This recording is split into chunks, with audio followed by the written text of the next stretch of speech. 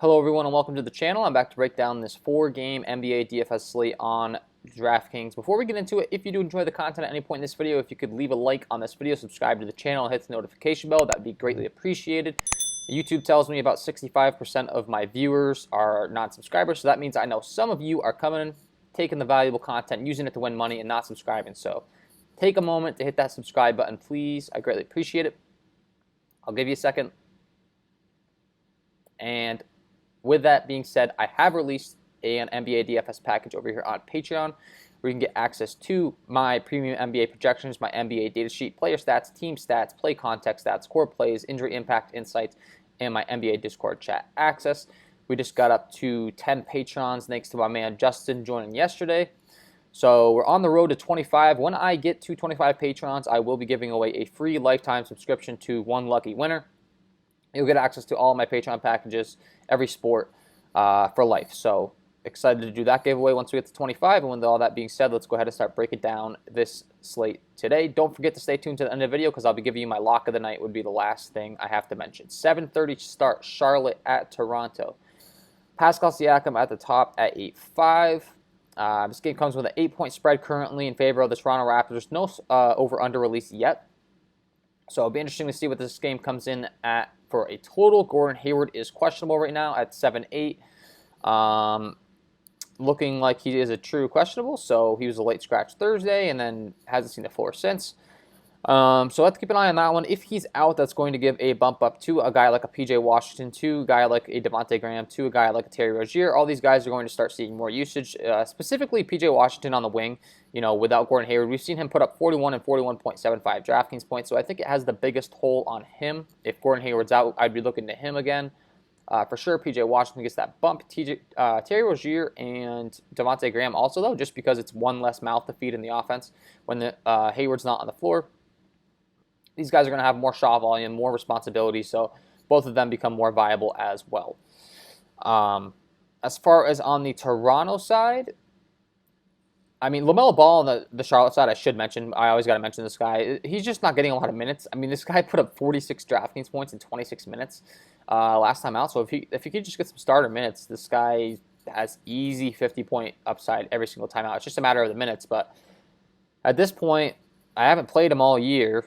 I probably won't play him personally because he just keeps seeing his price tag increase. I kind of missed, I missed the early advantage with LaMelo, and now he's up to 7.9 at 8K. I mean, approaching 8K. That's kind of hard for me to play a 6-man at that price tag, but maybe I'm going about it wrong. I would definitely have interest in him. It's a little bit stubbornness on my part, to be honest. But Pascal Siakam, Fred VanVleet, both guys that get a ton of minutes. I'm not worried about this Charlotte defense. The only thing I'm worried about is the blowout on this one. But if it doesn't turn into a blowout, Pascal Siakam can definitely get you there at 8.5. He just has to have a big game. Fred VanVleet and Kyle Lowry.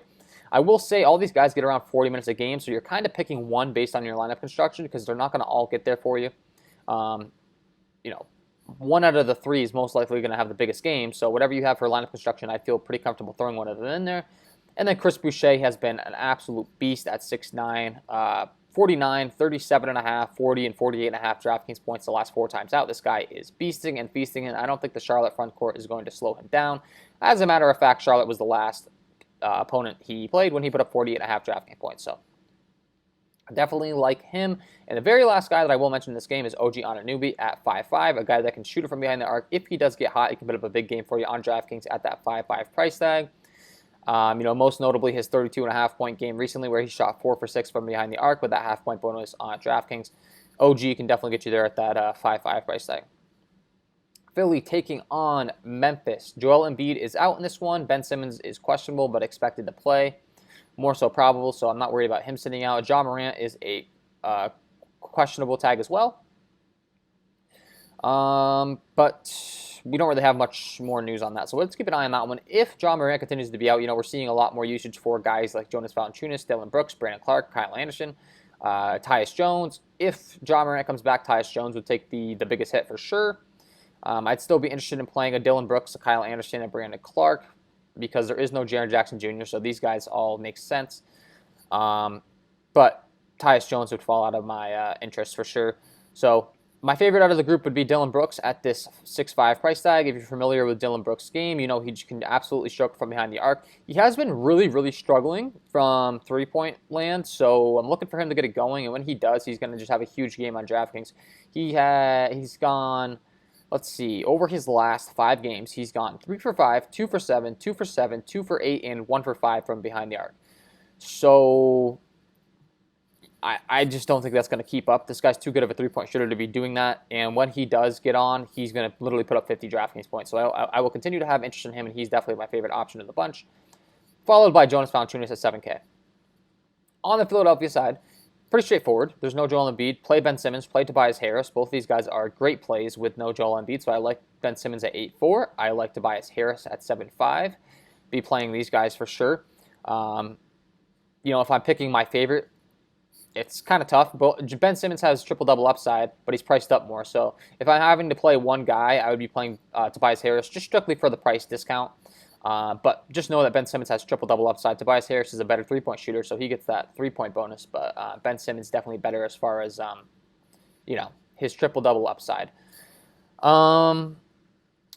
Danny Green, Shake Milton, Maxey are all priced in this low 5K range. You could play Maxey, you could play Danny Green. Honestly, my favorite is Shake Milton for sure at this 5.2 price tag. We saw him put up 51 DraftKings points last time out, 34.75 the time before. And I just think this guy has the most, natural talent and usage in this offense, so he'd be the guy I'm looking to. Dwight Howard, the last guy you got to mention with no Joel Embiid, he could be an interesting guy. He hasn't seemed to really get big minutes with no Joel Embiid out there, though. But at a 4.3 price tag, he could definitely smash this price tag. He's been up to 4.8, now he's down to 4.3, no Joel Embiid.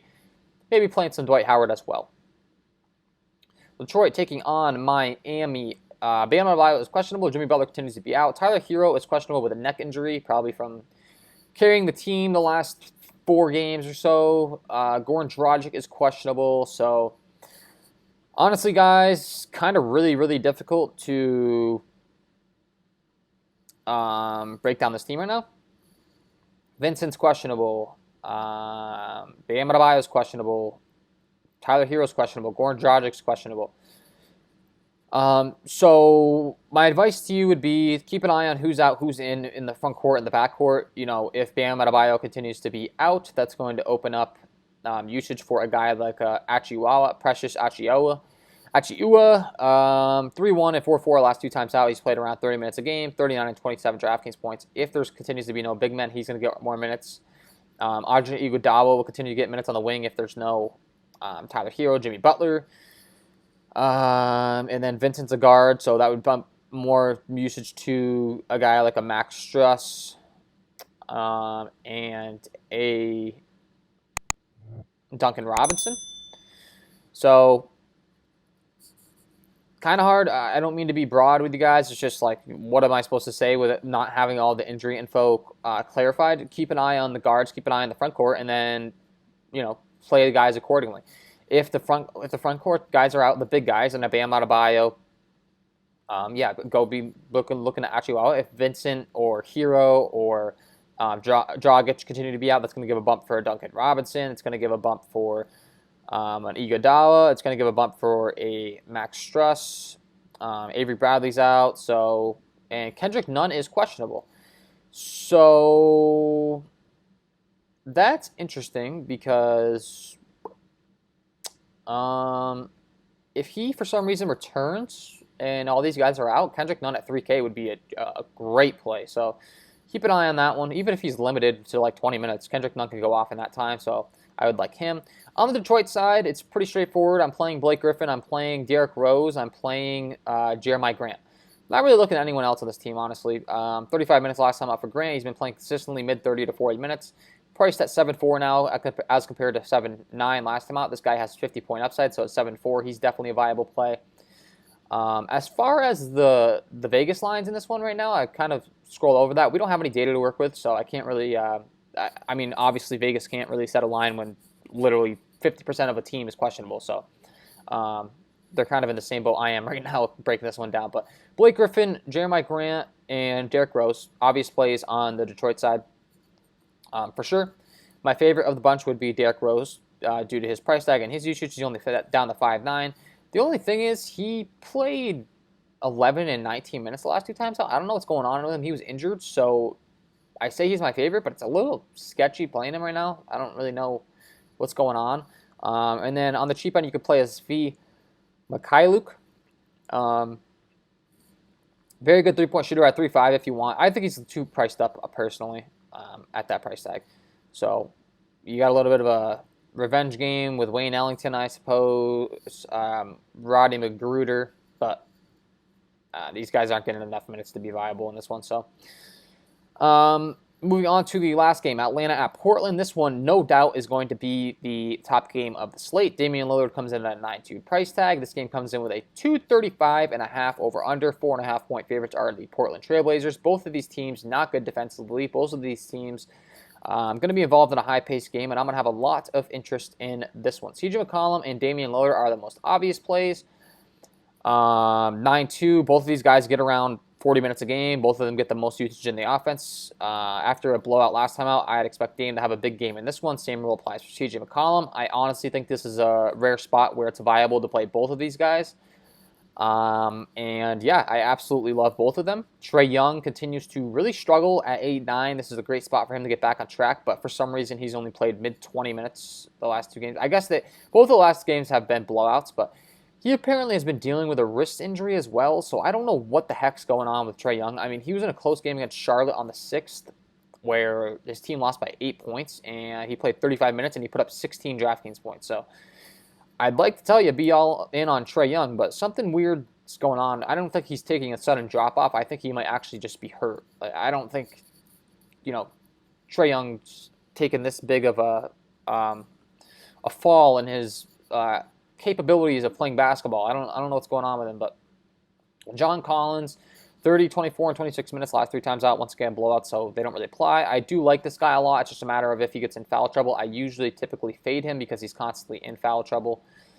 And Clint Capella coming in has taken away some of his usage at 6.7. So I like Clint Capella especially because Yusuf Nurkic is out. Now it's going to be Enes Kanter starting in the front court, and Enes Kanter is a very, very bad defender. He's not good defensively. He'll get you buckets. I do like him at this 5.6 price tag. I should mention I really like Enes Kanter. I do like Clint Capella as well. I like both of these guys. I think they could go back and forth all game long, just trading buckets on one another. But yeah, Clint Capella is an absolute smash play at 6.7 because Enes Kanter can't guard standstill post. So like him. 6.2 for DeAndre Hunter. I like him a lot. He's been getting around 34 minutes a game typically. So he can get you up more towards 40, 50 DraftKings points as well. And then on the cheap end for Atlanta, you got Kevin Huerter and Cam Reddish, both guys that can shoot the 3-ball and both guys that can get hot and get you there at their price tag. So a lot of interest to go around in this one. Not to mention Robert Covington at 4.8 and Carmelo Anthony. Both of these guys could get you there as well. Based on roster construction and stuff, I would have no issue tossing these guys in my lineup and feel pretty good about it, followed by Derrick Jones Jr. So yeah, like all these guys. If I'm picking my favorites in these games, it's Damian Lillard, it's CJ McCollum, it's Clint Capella, it's DeAndre Hunter. On the Portland side, it's Enes Kanter, number 3 behind Damian Lillard and CJ McCollum, and then Robert Covington. Cam Reddish is also interesting, but tough saying. I would play Cam Reddish and Kevin Huerter over Trae Young at this point, I will say, honestly. That might be a hot take, and honestly, Trae Young might go out there and have a big game. It's just so tough saying right now, and I just feel more comfortable going to a Damian Lillard and playing some other guys around Trae Young in the offense and fading him, so. With all that being said, that's my overall breakdown for this 4-game slate. Before I let you guys go, I got to give you my lock of the night. Let's get into it.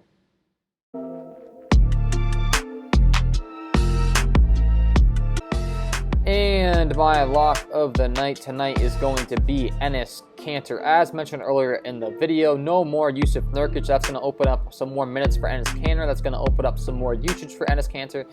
And this is a guy that can absolutely get buckets, very good offensively, very good fantasy player. He doesn't really have the skills on the defensive end, but that's not going to hurt us as far as DraftKings points are concerned. I absolutely love him at this 5.6 price tag. I think this is going to be the cheapest we're going to get him from moving here on forward. So So take advantage while you can because his price tag is only going to increase. Absolutely love Enes Kanter at this 5-6 price tag in this matchup against Atlanta, and he is my lock of the night. So there you have it, guys. Enes Kanter at 5-6, my lock of the night. Make sure to get him in your lineups. If you enjoyed the content at any point in this video, please leave a like on this video, subscribe to the channel, and hit the notification bell as mentioned earlier. I know some of you are consistently watching the content and not hitting that subscribe button, so if you could do so, I would greatly appreciate that. And if you want some further content from me, go ahead and join the KJK DFS team over there on Patreon, where we're up to 10 members now. Link below in the description. You get access to my projections. You get access to asking me questions. You can ask me questions in the Google spreadsheet tools that I offer. You can ask me questions in the Discord chat. You can ask me questions on the Patreon post. Whatever you want. You get all the tools, all the good stuff, and that is all from me in this one. Wish you all the best of luck tonight, and we will see you in the next one.